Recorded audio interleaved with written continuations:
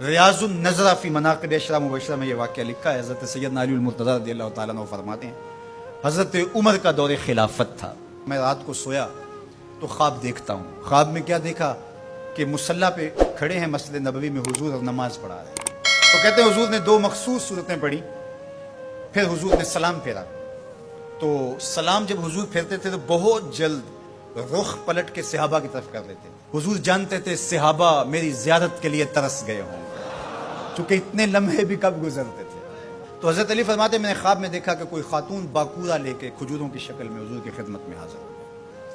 اب جو جتنے بھی نمازی تھے حضور نے ان کو بانٹنا شروع کر دیا. ایک ایک کھجور حضور نے سب کو عطا کی. تو کہتے ہیں کہ حضور نے مجھے بھی ایک کھجور عطا کی. جب میں نے اس کو کھایا تو اتنی لذیذ تھی کہ زندگی میں اتنا مزہ کبھی کھجور کا آیا نہیں تھا.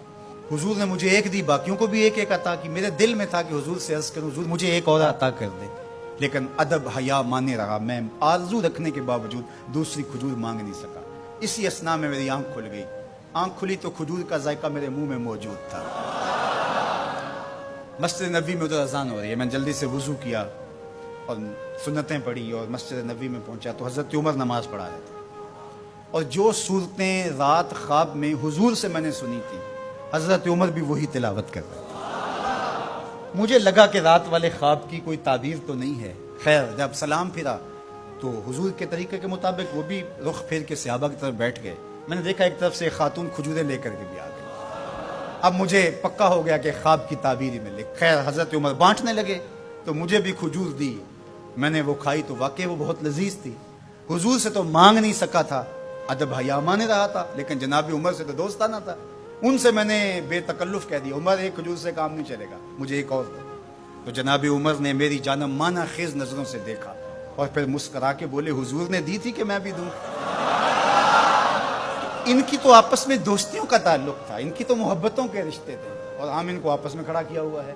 تو قرآن کہتا ہے روحا ماؤ بینہم. آپ کے عقیدے کی بنیاد کیا ہونی چاہیے صحابہ اور اہل بیت کے بارے میں؟ قرآن کس نص سے روحا ماؤ بینہم.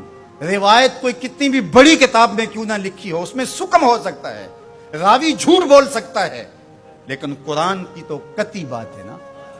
اس لیے قرآن کہتا ہے روحا ماؤ بینہم. یہ تو آپس میں پیار کرنے والے تھے, یہ تو آپس میں محبت کرنے والے تھے. ان کا تو الفتوں کا رشتہ تھا, ایک دوسرے کے وزیر اور مشیر رہے ہیں, ایک دوسرے کے کاموں میں ان کی معاونت کرتے رہے ہیں.